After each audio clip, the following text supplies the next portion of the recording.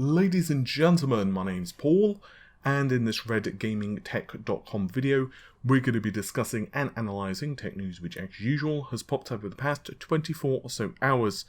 And I know, once again, this is another day that I'm not on camera. I apologise for that. I know it's Amy/Marta that isn't normally on camera, and I usually am. But it's just been one of those series of events. I've been extremely busy with a couple of other big projects to do with videos.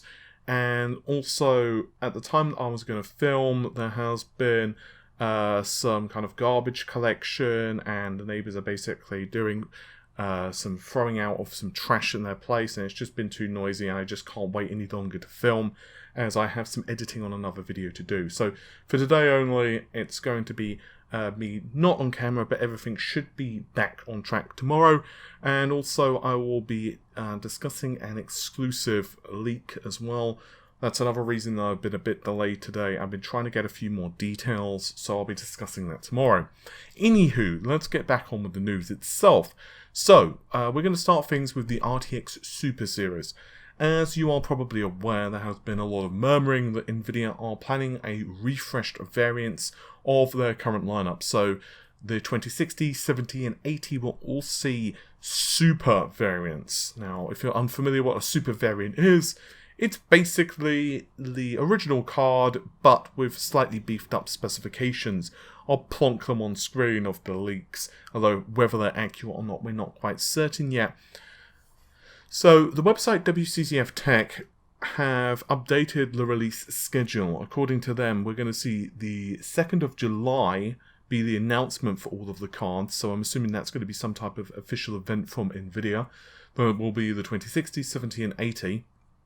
This is basically a soft launch.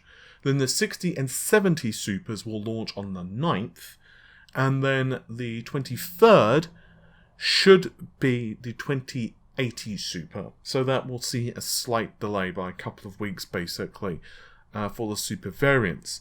Now, I can't confirm whether these release dates are accurate or this information is accurate, but what I can confirm is that the Super series is basically 100% legitimately real. I've spoken to a couple of IIBs and they're not willing to confirm certain details. In fact, one of them, the representatives that I've been speaking to, doesn't actually have any details other than they're real, but they're still getting details themselves from head office, so I do know that these cards do exist, but unfortunately there's a lot of debate at the moment regarding pricing specifically.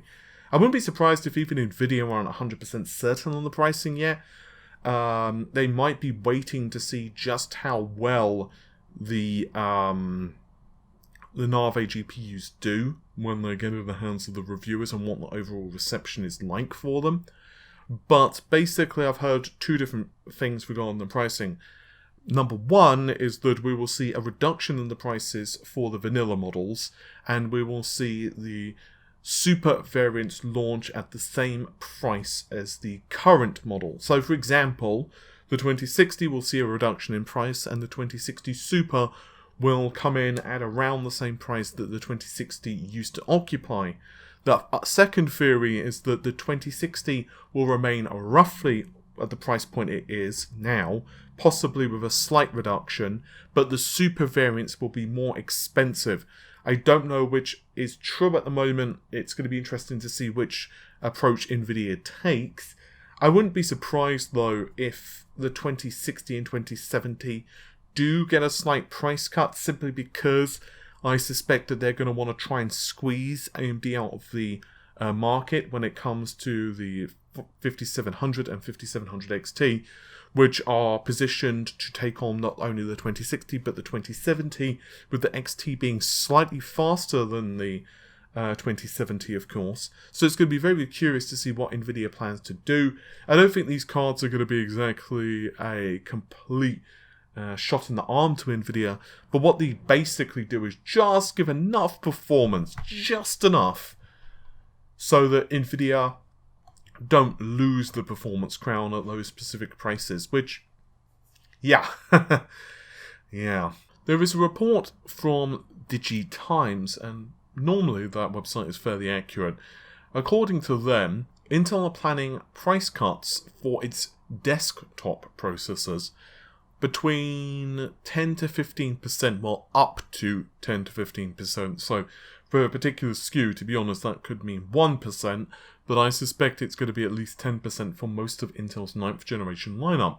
So this would mean processors such as the i9-9900K, the 9700K, and the 9600K will see substantial reductions in pricing, particularly if it's up to 15%. I mean, that could be around $70 knocked off of the price. And I don't think I am required to tell you why these price cuts are going to be happening. It is, of course, because of AMD's next generation processors. Now, will this be enough to stop people from buying Ryzen? Well, I think the answer is going to be no, but possibly yes. And I know that's like the worst answer ever, but I think some people are going to just buy Intel because they know Intel. Intel could literally have the worst processor by like a factor of 40 and someone would still buy Intel processors because it's just what they know and they're comfortable with. But I suspect that Intel will probably retain the FPS crown in a lot of games. But obviously with the security mitigations as well, it's going to be very interesting to see exactly what real-world gaming performance is like. I mean, Intel are still challenging AMD for real-world gaming results, and possibly for gamers, if you have the processor, let's say around $400 for the 9900K, possibly it will mean that for gamers who are just wanting every single frame per second, they will go with the 9900K. But obviously, the Intel 9th generation series is kind of old news now. It is, like, the processors are out, and we're really waiting to see what AMD are going to be doing with the 7nm Ryzen 3000 series, but also to see what Comet Lake does as well. At the end of the day, though, I'm not sure that Intel can get that much more frequency out of Comet Lake. I'm not saying they won't get an extra, like, 100 or 200 megahertz, but I don't think we're going to see Comet Lake launch at, like, 6 gigahertz. Obviously, I'm being a bit silly there, but you kind of get my point. So it's really going to be, like, a 10-core processor. What are they going to be able to do with it that's going to entice people? Hopefully the pricing's going to be good. And obviously AMD have a very, very simple strategy here. And that is, because of the chiplet design of Zen 2, what they can basically do is produce these processors with pretty decent yields. I mean, obviously the yields are not as good as the original Zen and Zen Plus now, but because obviously 7nm, but they're still pretty darn good. And furthermore, because of the chiplet design and the way that they can kind of bin these various processors, they can create high core count processors which force Intel to do the same thing. The problem is for Intel is they're producing these on basically monolithic dies. So if you're producing the CPU on, a monolithic die, just from lower averages, when you're going to 6 cores and 8 cores, some of those cores are going to be defective, which means that it's a lot harder to get those number of processors that you need. And when Intel eventually needs to go to 10 cores on a monolithic die, I'm not saying that their yields are going to be terrible, but it's still costing them more money and pushing the manufacturing process of Intel. Obviously, at the end of the day, Intel are opening new fabrication facilities, but they also can't task Samsung, for example, to produce the processors. Because when you design a chip, it's designed for the fabrication technology that you are using. So in the case of Intel, you can't just be like, well, 14nm of Samsung is interchangeable with 14nm of Intel. If you actually look at the specifications, there are some inherent differences with the fabrication process between the two companies. I'm vastly simplifying things, of course, because this is more of a news video and I'm going on a complete tangent here. But still, I just figure that this is going to be really interesting to see what happens in the long run.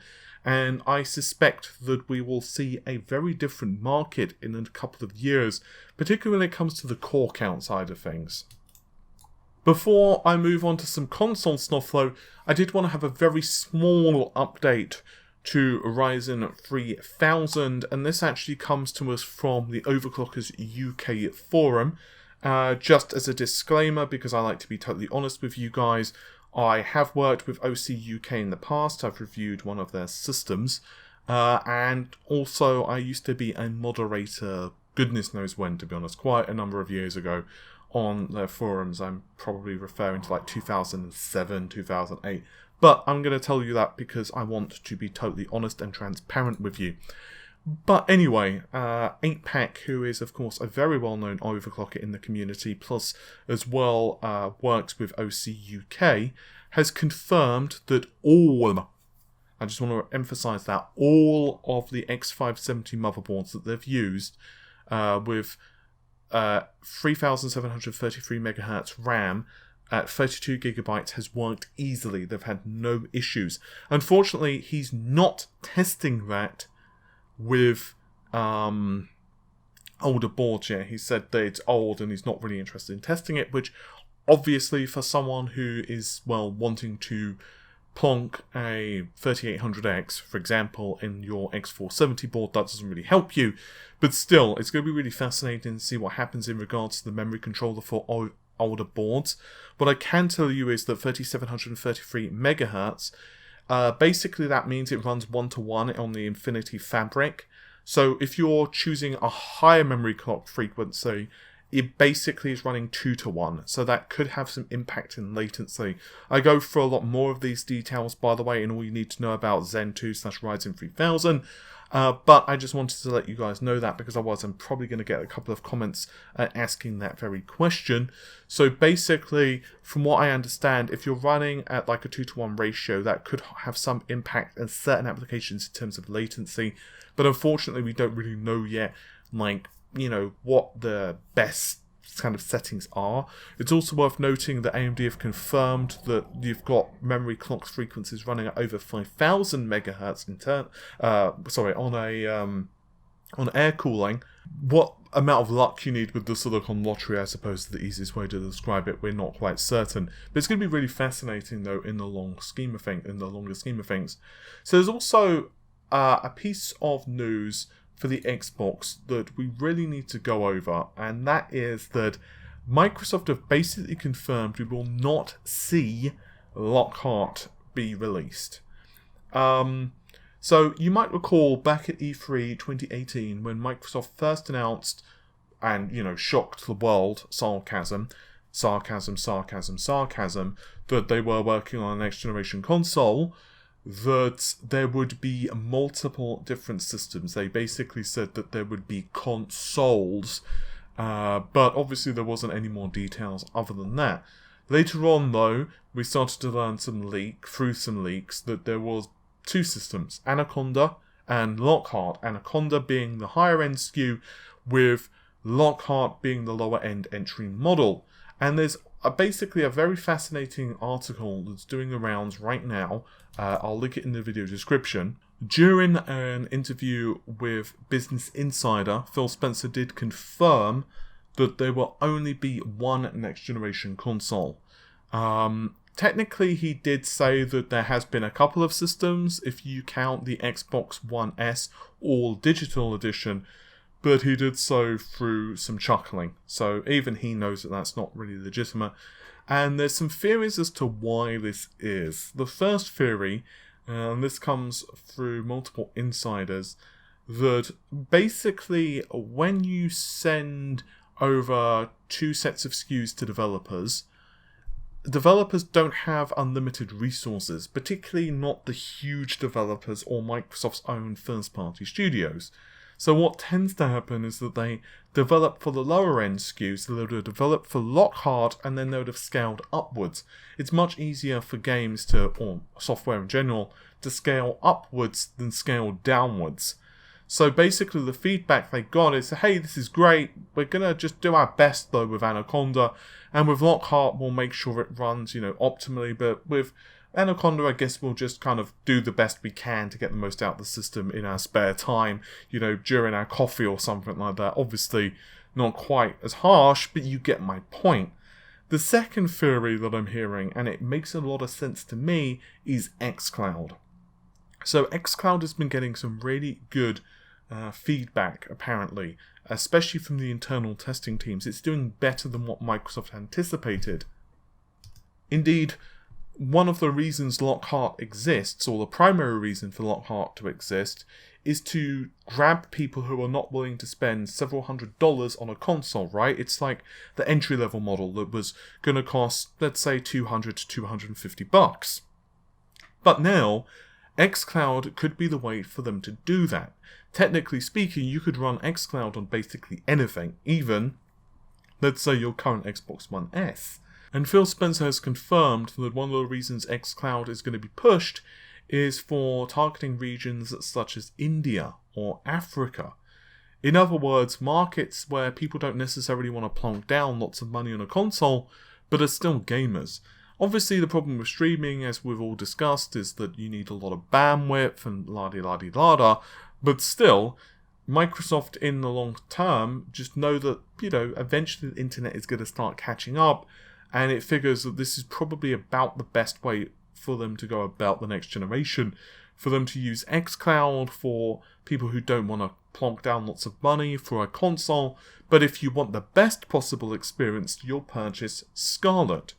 And that seems to be the other thing as well. There seems to be a lot less discussion now with Anaconda, a lot less discussion about Lockhart. It seems to be like Scarlett, Project Scarlett, which isn't, of course, going to be the next generation console name most likely, but it does seem that we will only be getting a single console in the next generation. And I have to say, I did go on record and said that I think Microsoft will go with a 2 SKU strategy.